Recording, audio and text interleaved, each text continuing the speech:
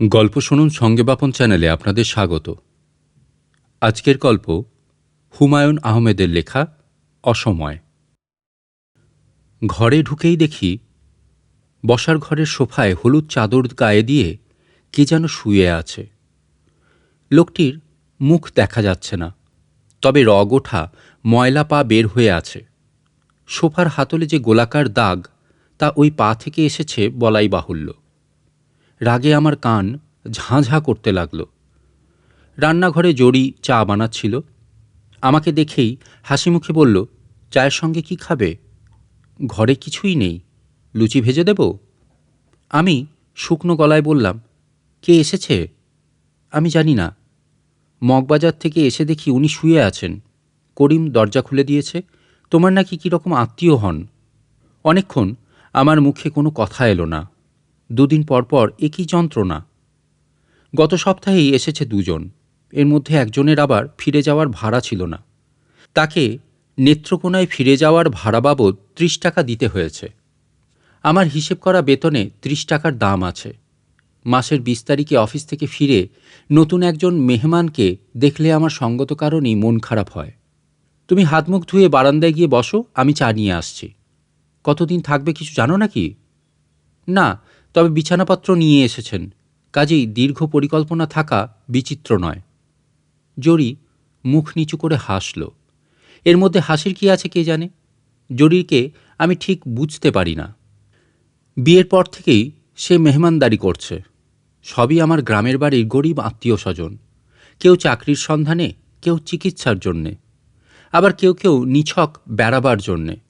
নতুন এয়ারপোর্ট দেখবে, চিড়িয়াখানায় যাবে, শিশু পার্কে যাবে। জরি নির্বিকার, যেন এসব ঝামেলা বিচলিত হওয়ার মতো কোনো ঝামেলাই নয়।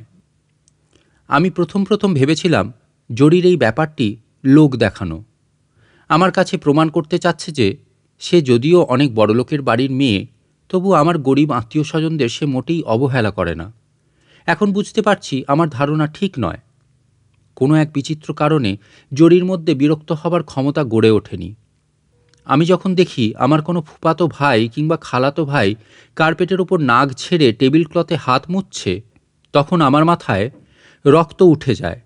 অথচ জরিকে দেখি বেশ সহজ এবং স্বাভাবিক, যেন কার্পেটে নাক ঝাড়া তেমন কোনো গুরুত্বপূর্ণ ব্যাপারই নয়। বারান্দায় ফুরফুরে হাওয়া, তবু আমার বিরক্ত ভাব কাটল না। জরি চা নিয়ে আসতেই বললাম, এই রকম মেহমানদারি করলে তো চলবে না জরি।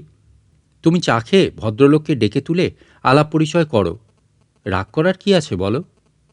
রাগ করার কিছু নেই। হুম, সময় অসময় নেই স্পঞ্জের স্যান্ডেল পরে মাথায় একটা কাঁঠাল নিয়ে লোকজন আসতে থাকবে আর আমি গিয়ে গলা জড়িয়ে ধরব? জরি খিলখিল করে হেসে উঠল, যেন এরকম মজার কথা সে বহুদিন শোনেনি। চা খেতে খেতেই জানা গেল মেহমানের ঘুম ভেঙেছে এবং মেহমান আমার খোঁজ করেছেন। আমি গিয়ে দেখি হাসু চাচা। প্রায় 11 বছর পরে দেখা।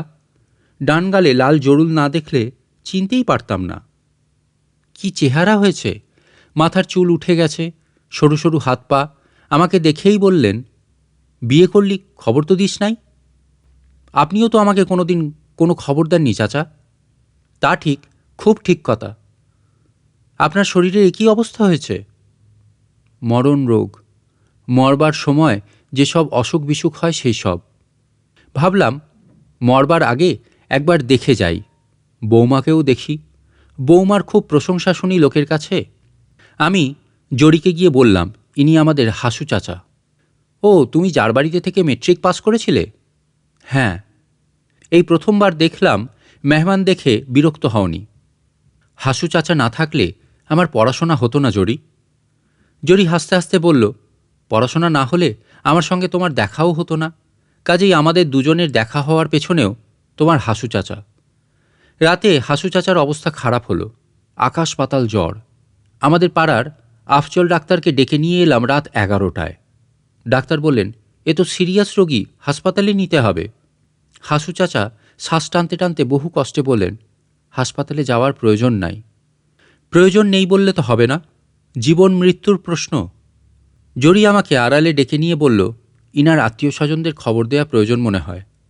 কেমন করে তাকাচ্ছেন দেখো না। তুমি আমার ফুপার কাছেও একবার যাও, ফুপাকে নিয়ে এসো সঙ্গে করে। ফুপা অবশ্যই এলেন না। জরির আত্মীয় স্বজনরা কেউ কখনো আসেন না আমার এখানে, তবে তিনি হাসপাতালে ভর্তির ব্যবস্থা করে দিলেন। রাগী গলায় বললেন, শুধু শুধু বাড়িতে ঝামেলা করবেন না, হাসপাতালে দিন, আমি বলে দেব ভালো খোঁজখবর করবে। বাসায় ফিরে দেখি হাসু চাচার অবস্থা আরও খারাপ হয়েছে। আমাকে চিনতে পারেন না, কথা বললে জবাব দেন না, মাথা ঘুরিয়ে ঘুরিয়ে চারিদিকে তাকান। জরি একবার পানির গ্লাস নিয়ে ঢুকতেই অবাক হয়ে ডাকতে লাগলেন, ও মিনু, ও মিনু। জরি ফ্যাকাশে হয়ে বলল, মিনুকে? আমি বললাম, হাসু চাচার মেয়ে, অনেক দিন আগে মারা গেছে।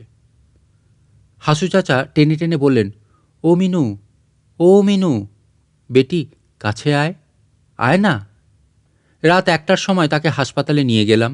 বাসায় ফিরতে ফিরতে রাত 2টো বেজে গেল। জরি দেখি একা একা জেগে বসে আছে। তার মুখ রক্তশূন্য, একদিনের পরিশ্রমে চোখের নিচে কালি পড়েছে। অবস্থা কি তার? বেশি ভালো না, স্যালাইন দিচ্ছে। তুমি কি চা খাবে 1 কাপ? না, এত রাতে ইচ্ছে করছে না। খাও না, আমার খেতে ইচ্ছে হচ্ছে। হাত মুখ ধুয়ে বারান্দায় গিয়ে বসো, আমি নিয়ে আসছি। আমরা ঘুমুতে গেলাম প্রায় শেষ রাতে। বাতি নিভিয়ে বিছানায় উঠতেই জরি মৃদুস্বরে বলল, তোমার হাসু চাচার যে একটি মেয়ে ছিল মিনু, এই কথা কিন্তু তুমি আমাকে কখনো বলনি। এটা এমন কোনো দরকারি কথা না জরি। জরি অনেকক্ষণ কোনো কথা বলল না। তারপর হঠাৎ বলল, মাঝে মাঝে তুমি যখন আমাকে খুব আদর করো, তখন কিন্তু আমাকে মিনু ডাকো। আমি কোনো জবাব দিলাম না। জরি বলল, হাসু চাচার মেয়েটি কখন মারা গিয়েছিল? ক্লাস 9-এ পড়ার সময়। মেয়েটি কেমন দেখতে ছিল? আমি জবাব দিলাম না। দীর্ঘ সময় চুপ করে থেকে জরি আমার হাত ধরল। ভালোবাসার গাঢ় স্পর্শ। বাইরের অস্পষ্ট আলোয় জরির মুখ অবিকল সেই বালিকা মিনুর মুখের মতো দেখাতে লাগল। সেই মুখ আমি ভুলেই গিয়েছিলাম। গল্প শুনুন সঙ্গে বাপন চ্যানেলে। আপনারা শুনছিলেন আজকের গল্প হুমায়ুন আহমেদের লেখা অসময়। গল্পটি ভালো লেগে থাকলে ভিডিওটাতে লাইক করে এবং চ্যানেলটিকে সাবস্ক্রাইব করে পাশে থাকবেন। আবার দেখা হচ্ছে পরবর্তী গল্পে। আজকের মতো টাটা।